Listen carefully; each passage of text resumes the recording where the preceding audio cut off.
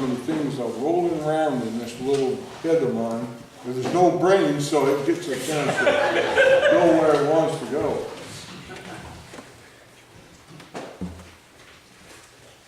This will probably be especially meaningful to Truth and Susan.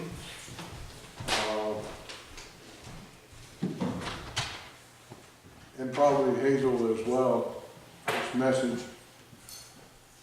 Whose side are you on anyway?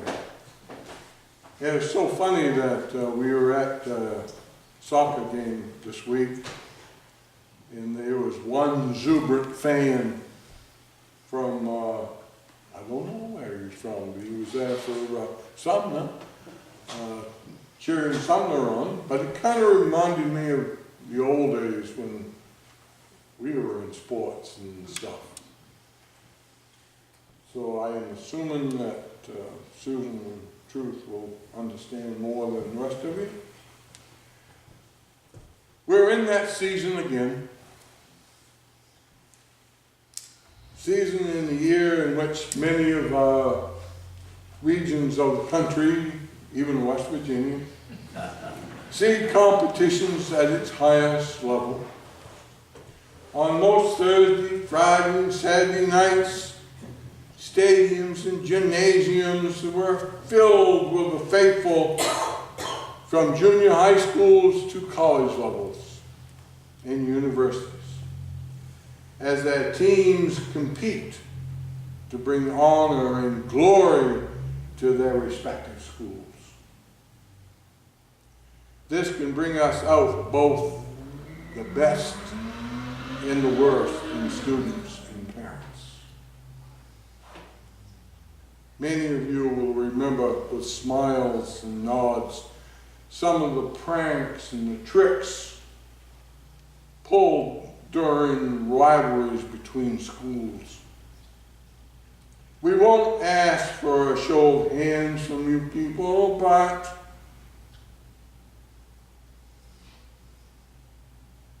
the mascots that you might have taken or whatever back in those days, the time of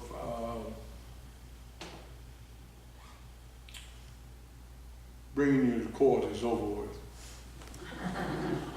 We won't ask anything about the mascots of the pirate or the fish or whatever it was. I attended a small school myself. And when we played a neighboring school, we knew that God was on our side. Who, even God, would want to be on Cherryfield Academy's side? We would always beat them badly, and we would yell from the bus through the windows as we left town. Some of those things we yelled would not be very nice. Well, you know, God does have a sense of humor. When the first SATs came out, guess what happened? They put Harrington with Cherryfield.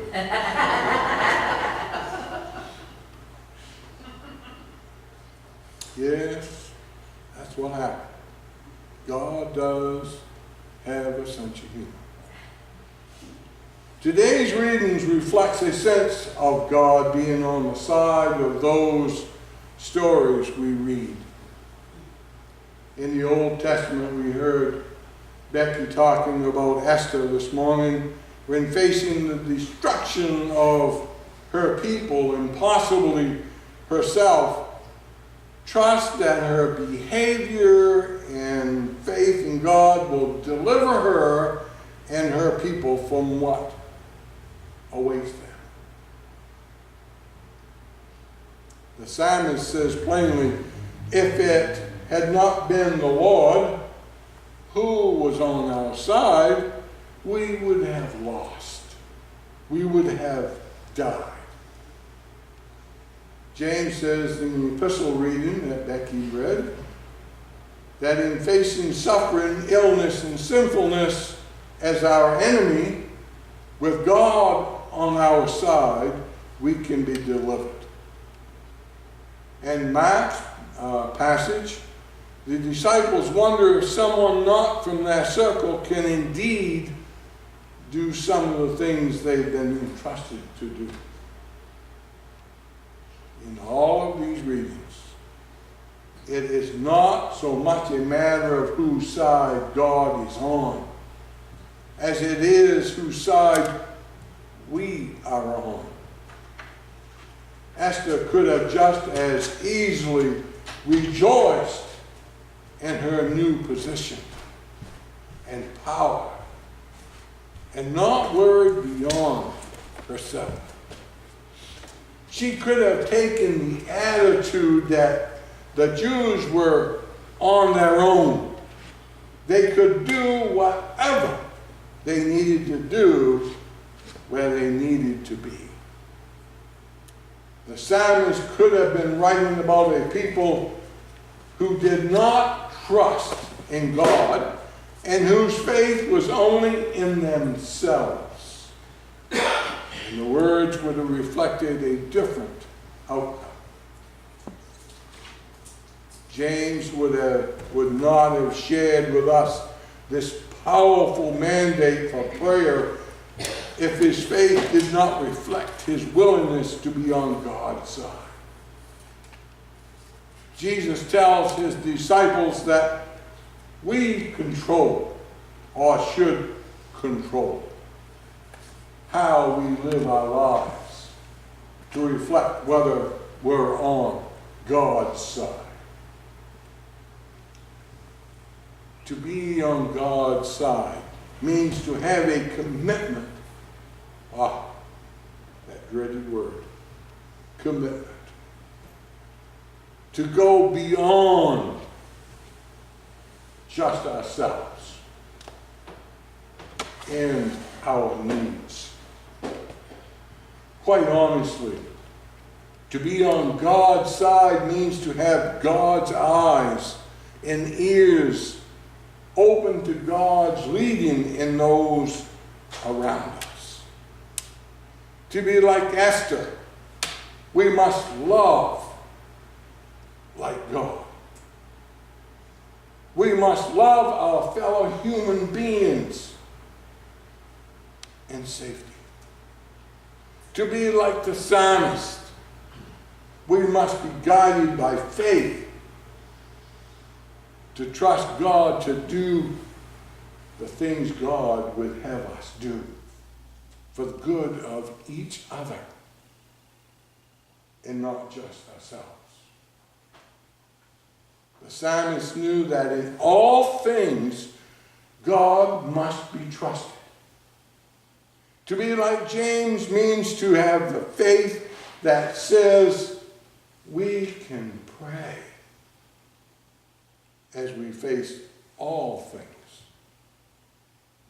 There is nothing that God does not want to hear about from us when we cry out in need. Notice that effective prayer is that which we offer for others. There is healing for us when we ask God to heal someone else. When our prayers ask for the discomfort of someone to be lifted, God begins the life to be lift our hearts, in our hurts, in our pains as well. I'm thinking about Roseanne right now. How much this woman prayed every day. Every day. How much this church prayed every day. The Lord said to those who followed him, true disciples comes when we help others rather than make them stumble. Our call to discipleship today involves these commitments. That dreaded word, commitment. We must be men and women, boys and girls of deep faith.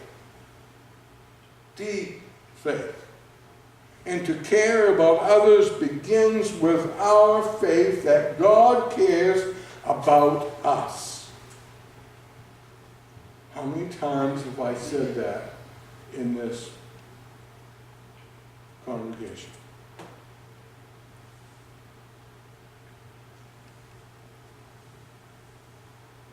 To care about others means that we open our eyes and ears to see and hear the needs of those who are suffering around us. We never know about the one sitting beside us. This may involve leaving our comfort zones. Whoa, leave our comfort zones. Our areas of security, to travel to those parts of our community where previously we have been afraid to go or have felt unwanted. This may also involve asking questions of those with whom we're comfortable. Questions that we thought were none of our business. But that could open up doors of communication. Communication that will reveal hurts and pains for healing. To care about others may involve our comforting ourselves about how we've lifted or how we've lived up to this point. It may mean our having to change from being self-centered. As Joyce Myers always says, it's all about me. It's all about me. It may mean our having to change from being self-centered to God-centered. It's all about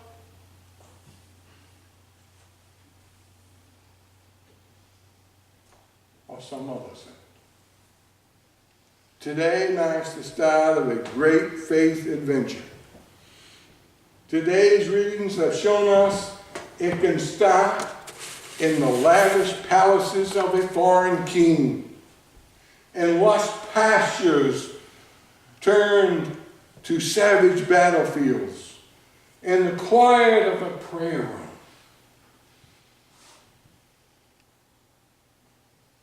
or a worship area, or in the comfort and quiet of our own homes. God is with us. God will continue to be with us. What better adventure can we hope for, knowing that when we are on God's side, ours will be the victory. Let us pray. Precious God, we confess to those times we have,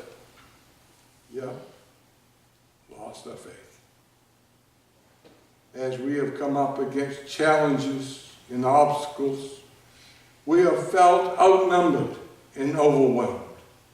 But we remember now that you are with us to guide us and support us in all that we face. Grant us faith and freedom to do all that you expect from us. We ask in Christ Jesus, your precious name. Amen.